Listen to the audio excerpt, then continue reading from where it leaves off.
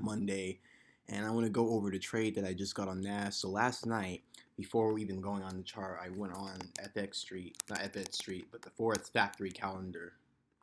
And what I did when I was on this calendar is, if you scroll here where it says to Monday, I noticed yesterday that there was some news for today, specifically US dollar news, because the US dollar news is the highest volatile news for today, Monday, April 1st, 10 a.m. So I actually got in this trade before 10 a.m. because it's currently 9:56 a.m. And yeah, I just want to show you guys basically what it did. So yesterday, last night, before April 1st, I saw this giant candle here. And this actually broke yesterday evening, I think. And it broke these structures. It broke this structure here, and it broke that previous structure back there. And so not only did we have this bullish candle that formed that took out these structures, guys, but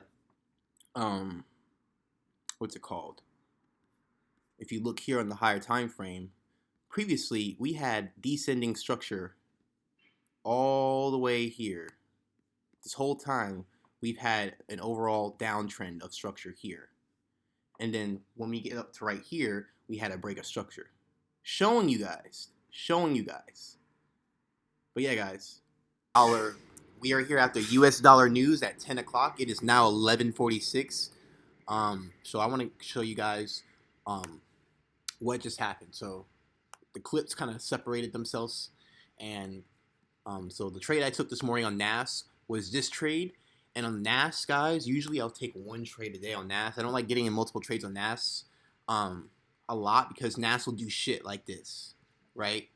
It will come down, and then it'll act like usually after you get that one good trade, NAS will usually do this weird shit in reverse and do that. That's another reason why your entries are important. I got in and I got out. The take profit that I had here, guys, the reason I chose that specific area right specifically here is because this is actually a double top, which is a resistance, which is where retailers like to sell, support resistance. Retailers would draw a box here and be like, resistance! And then they would just sell off there. But smart money tends to like to actually target these support and resistance areas as liquidity to take their profits, because they know retailers or dumb money. Smart money means the banks and institutions and the hedge funds. Dumb money are retailer traders that do not know the reality of what's going on in the market, so they call them dumb money. Dumb people using their own strategy, which is fine if it works for you, doesn't really matter, but they still call them dumb money because people will usually trade their own stuff, their own line, their own stuff, versus actually paying attention to how the market actually works and what's actually going on.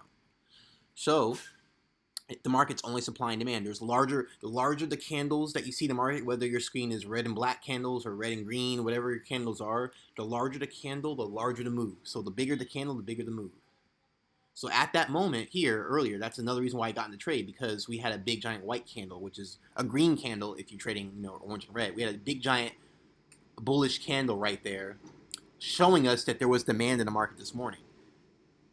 Big candles like this mean there's demand, because retail traders don't have enough capital to actually create zones and candlesticks this big. This candle is probably filled with millions of thousands of dollars, millions of dollars. And smart money actually creates a supply and demand in the market. So that's why we trade the gaps, because when smart money creates these supply and demand zones, they tend to leave the market in balance. And what I mean by imbalance is, if you look at the chart right here, the candlestick is not balanced at all, because when we had this demand, we had a giant white candle form and shoot up. Does that look balanced to you? Normally, the market goes up, down with these small, tiny candles, but when the market moves like this drastically, that means that there's high volume. Okay? So, hence the reason why I got out this trade. Whenever I'm entering a trade at all, I will always target the next double bottom or the next double top or a trend line, because those are areas that regular traders like to actually enter off of, and smart money always loves to steal the money that way. So I'm going to show you guys actually another trick before I show you something else. So to even get any trades, like, because in my group, the only thing I traded are gaps in order blocks.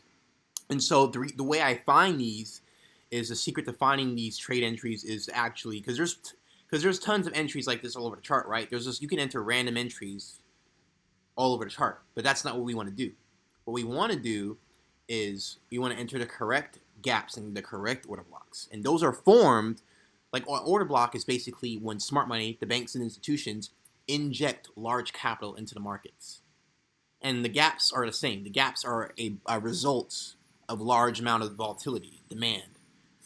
And that's that simple. That's pretty much what we do. And we trade the news. So we look at the charts and we only trade pairs based on what's coming out, because the orange and red folders are actually what moves the market because they're the most volatile news. And we need volatility for trading smart money concepts because the market won't move if we just wait. If we don't trade the news, the market's not going to move, and we're not going to make that much money. It's going to be boring. It's going to take too long, blah, blah.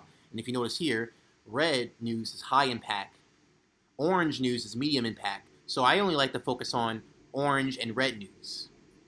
And today we had high impact news, which was the US dollar, which is why this pair went like this. Okay, and I won that trade.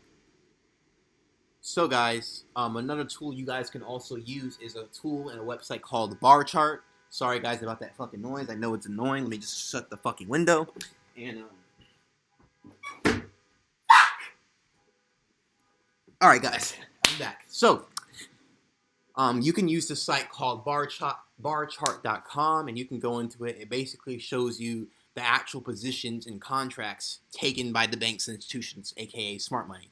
And so if you notice at the top screen here, legacy commitments of traders. This sort of fundamental analysis is called COT. COT stands for commitments of traders. Commitments of traders.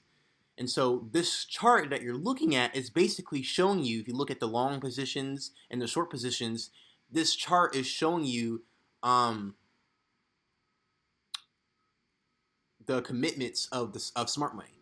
So here, American dollar, US dollar, it's showing us for all USD that smart money, right, as of now, is committed for the short, because if you look at the long positions versus the short positions, it's obvious which number is bigger, short positions, right? So that means that there's more short positions in the market for all USD. And the cool thing about this site, guys, is that if you go back to your trading view and you go back to the actual pair that you link that currency with, look, you'll notice that the market will kind of it's basically an extra confluence. The market will coincide with what we just looked at. So we just looked at that all USD. There is more short positions in the market because smart money. What does smart money do, guys? Controls the market, right? And we trade. We don't go against the flow. We go with the flow. And if smart money controls the market, that means we need to go with the flow. Okay. So what I'm doing is, if you look here, all USD is currently bearish because we have our current high, which is right here, and our current low, which is down here. We have our previous high and our previous low. So we have two lower lows and two lower highs, confirming market structure is bearish. And I'm actually planning to get on that gap right there on the 15-minute right there at that gray box here and enter my trade exactly at that line right there. And let me see. And then the take profit will be liquidity that I can find down below. Most likely, since this is I don't really see any liquidity double bottoms or double tops. What I most likely will do is wait for this to stop dumping and stop falling in price. And once that happens, I'll use that as my take profit. And just, you can also do that. You can, if there's no liquidity available, double bottoms and double tops, you can simply just set your take profit to the next high or low. Okay. But yeah, guys, I hope you guys found value out of this video, and I hope this really helped. But peace.